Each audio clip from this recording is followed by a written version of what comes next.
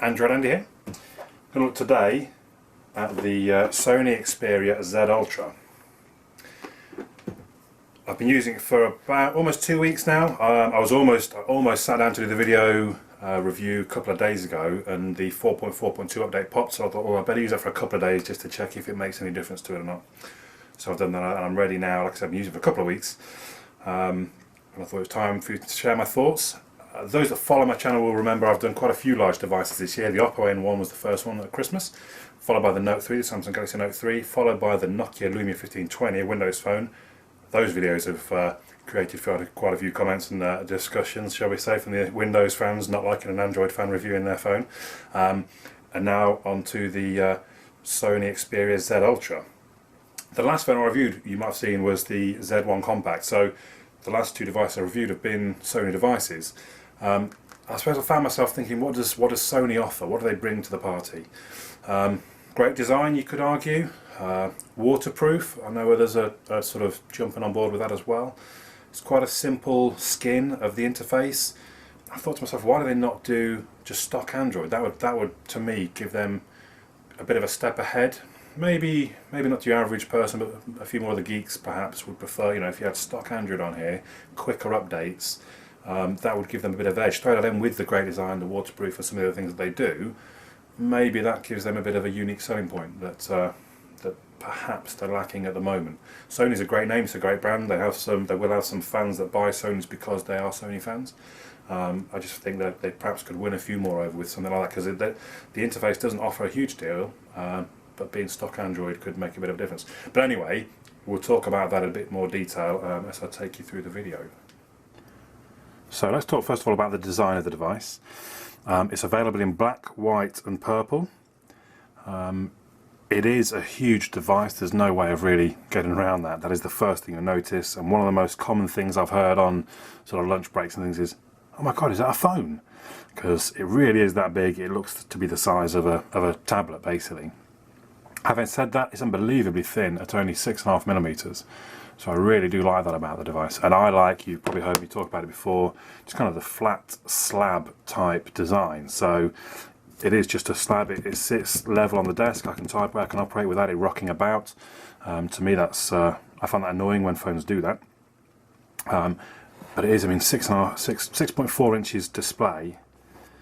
I think they do a reasonable job with the bezels. They could perhaps shave a few millimeters here and there to make it a more manageable size, but it's 212 grams. The Note 3 is 168 grams, so it is heavier than some others. I think it's about the same weight as the Oppo N1. It doesn't feel that heavy, maybe just because it's so thin. Maybe that sort of plays tricks on your mind or something, I don't know. It doesn't feel that much more than the Note 3, if I'm honest. It is very stylish, glass front and back. There are a couple of nicks on the back already. I don't know if it's a different quality to the front, because the front is pristine. I think the lens location's a little bit odd, so it's not in the middle of the device. It's not in the corner of the device. I mean, not that it's really going to matter. You know, you're going to fire up the camera app and you're just going to point it at what it needs to be pointed at. I don't know, it just struck me as a little odd. Maybe it's my very slight OCD that says, why is it there? Why is it at that point on the back?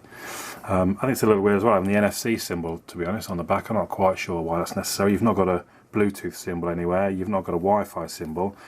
I guess that could be exactly where the NFC chip is in the back, which I suppose might make a little bit of sense, but personally I don't like it being there. Obviously it says Xperia down the bottom, Sony, and Sony at the top there. You know, I just think it's quite a classy looking design. The buttons are very sleek. I sometimes did find it a little odd locating the power button. It being halfway up seems a bit weird, but then actually when you're holding it, it is around about halfway up that you're going to find it with your thumb. Again, with the volume buttons where they are, it gave me a few problems putting it into the car mount, because the grip, I couldn't put the grip above because it would just be too low in the mount, and I couldn't really do it under the volume buttons because then it would be hitting the windscreen, so it was a bit awkward to put the mount around those points. They do have one of their own sort of connector points there, which I think a lot of the Sony devices have, which is magnetic and clips on. It's a shame they've got that instead of Qi charging, but I guess Qi might take a bit too much space when you're trying to get 6.5mm thin. You don't really want to be putting other bits and pieces in there like that. I don't know if you can tell, it does pick up smudges and fingerprints pretty quickly. I just gave this a vigorous buffing with one of my cloths, and already it's looking a bit greasy again already. All in all, I do like the size. I do like the design, but the size, it is a bit of a problem for me. Now I'm a Note 3 user, so you'd imagine I'll be used to using a big device. But even against the Note 3, I mean, look how much taller that is. It does make the Note 3 look tiny, let alone something like the Nexus 5. You know, it is an incredibly big device. And normally I say, well, you know, that's I can cope with big. I'm a big kind of guy. But you know, even pop it in your trouser pocket, it's kind of poking out of the corner if you're not careful, and that's okay. That's not a huge problem. You know, if you walk around, that's fine. But when you come to sit down in a chair, or for me when I sat on my motorbike, you will sometimes find that inside point jabbing you in the abdomen. Basically, it is just that big. So I shouldn't say it's too big, because that's an opinion. For me, it's too big. I do actually find it quite annoying when people are going about, oh, it's too big, it's too big, that's ridiculous, it's too big. All right, for you, it's too big. And in this case, it's probably the first time ever with a phone, for me, the Z Ultra is too big for me.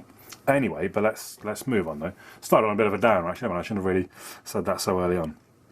So the hardware. Snapdragon 800 CPU running at 2.15 GHz with the Adreno 330 GPU inside.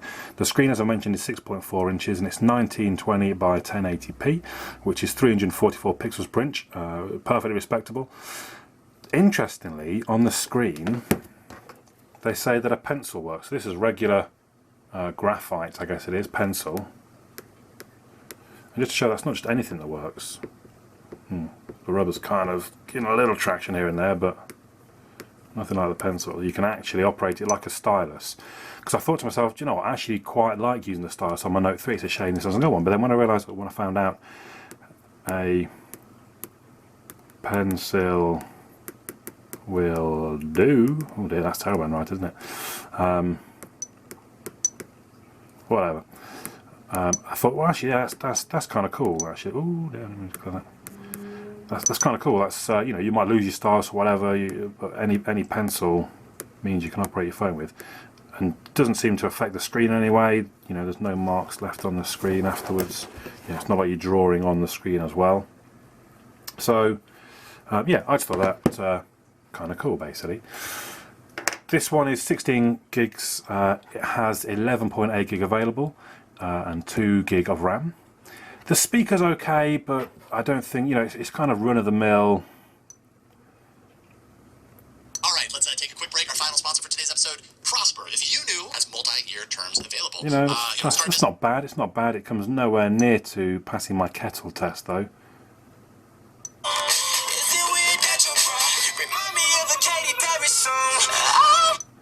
And when you compare it to the Note 3 is much more rounded. There's a bit better bass in there. The volume is much higher. I have done a speaker test. Check it out in my channel. You could just search it, Z Ultra speaker test, where it gives you the decibel readings, and it just comes in sort of middle of the road, same as my Nexus 5, very similar score to my Nexus 5. But it does just seem a little bit tinny, and generally I don't like listening to podcasts on it, not unlike my Note 3 basically. The camera, sorry, there's some hiccups there. The camera, two cameras, obviously front facing is 2 megapixel on the top corner there. The rear facing is 8 megapixel. I thought that quite odd that it's only 8 megapixel. Some guy on the unboxing was like laughing, ha, you don't even know the specs of the phone. 8 megapixel, lol. But it is, and quite what his problem was. It's only 8 megapixels, which is quite odd because Sony are the ones that have been pushing for bigger, you know, was the Z1 Compact to the 20 megapixel. So kind of odd they've come down to 8 megapixel. Having said that, 8 megapixels is plenty. The quality of the photos seems pretty good. Let's see if I don't think I've got anything unsuitable. So for example, this was one I took at Hoddesdon Kart Track. Fast moving carts. I did find it a bit annoying. I put it onto what's it called, fast shutter mode. Chick. I held the thing down as the cars came round. I got 2 pictures, one here and one as they were basically off the screen. So I was a bit unimpressed with that. That's one from this phone. It's a good job the sign was there to tell me the footpath was closed. I don't know what I'd have done if I'd have got down there and Oh, maybe it's closed. Anyway, but you know, the picture quality, the camera quality seems pretty good. The colours, nice vibrant red there. Generally pretty good. So I was a little surprised by the video quality. Again, there's another video on my channel of the video quality. Have a look at that. In good light, not a problem at all. But when it starts losing light, you get into dusk or even at night time, it becomes very bad. I feel very grainy. I suppose it does a good job of keeping things light. It must change the ISO settings massively high, so you can still see things. It's just very grainy. So there we go. I did quite like in the camera app some funky. You get to. I like that it has the camera and the video on the same screen. You don't have to switch from one to the other. The settings seem a little limited. I forget which one. I was trying to find turn on and off the flash. You know, I'm not even sure if I ever did. I'm probably being very stupid. There's probably someone in the comments. Oh, it's simple. You go wherever. But I wasn't. I couldn't. I think I couldn't find it in the end. We can go here and we get some different. Oh, do you know what? I bet I've got to be on manual to turn the flash off, haven't I? That kind of makes sense. Oh look, there's lots more. Silly me, on this HDR mode and all sorts, touch focus. That was a bit stupid, yeah. So I was a bit silly, fair enough. So you have to be in manual to change settings. We're going to create effect. I'm going to try and point at the keyboard perhaps. Oh, this is not how I saw it before. How did I see it before? Before I had a grid of 9. How did I do that? I had a grid of literally 9 different effects. So I mean, oh, sorry, am I going off camera? They're still actually updating in real time. So you see the mosaic, motion trail. Oh, that's freaky. That's kind of pretend you're drunk type mode. Nostalgic. So that all fisheye, color sketch. So they're kind of cool. How did I don't know. Somehow before I'd had it show them all 9 as a grid. Oh, not panorama. Anyway. So yeah, not too bad a camera app. Like I said, my big disappointment was when I was trying to take fast action shots of these carts flying by. Held it down, you had to wait like a second or so, and then only seemed to take a couple of pictures in the next second. So wasn't particularly useful for that. Okay, let's move on to the software. Funnily enough, I mean, I sat down to do this review two days ago on the Tuesday, and literally as I opened the phone up to start things, it said in the taskbar, software update available. So oh, go on, I better see what that is. Sure enough, when I went into it, it was a 4.4.2 update. So there you can see all my current settings. So I thought to myself, well, I better run the update and then use it for a couple more days just to check if anything changes. Not a huge did. I think, let's go to Simon, sorry Simon. I think the quick settings changed. So now I've got 2 different notification bars, one for the actual notifications and one's for the quick like toggles. And you can edit them nice and easy and tick in and out, just so you see what the options are. And I quite like that, that's quite good. You can use 2 fingers. Oh, what happened there? Oh, maybe you can't. What's going on? What have I done? There you go. I think that might have been Nova, because I should point out I've got Nova Launcher installed. So you can use 2 fingers to go straight to the quick settings, 1 finger just as your notifications. How's my easiest way?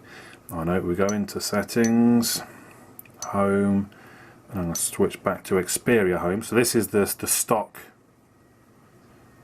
launcher, which isn't too bad. It's, you know, I think I was saying earlier, wasn't I? That, well, I don't know quite why they don't just do a vanilla Android. You know, they're not really gaining much from this launcher that they use. I mean, okay, I suppose their settings are all white and nice slidey things, I guess. I just think they would benefit more from using stock. Right, I don't think anyone's going to come to Sony because of this interface. I do quite like, I think it's in display, you get to adjust the white balance, so that's kind of cool actually. So you can change the white to however your preference is. You know, different people seem to prefer different types of white sometimes, basically. And I just quite like that you can do that. So,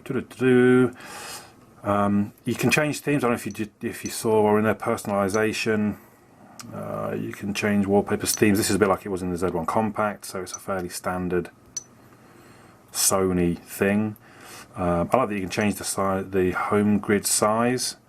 Again, I tend to just stick Nova Launcher on and don't worry about it. Quick settings is what we already saw.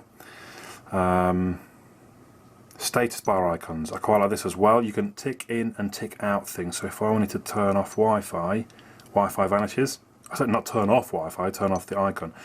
What I don't understand, in fact I assume that's an NFC icon there. Can I turn NFC off? Yeah. So we should see it. It then vanishes. Oh, Bluetooth came on. Did I do that? Either way. But there's no option to get rid of NFC. And to me, NFC is the most annoying. You don't need... Why do you need an NFC? It's NFC logo.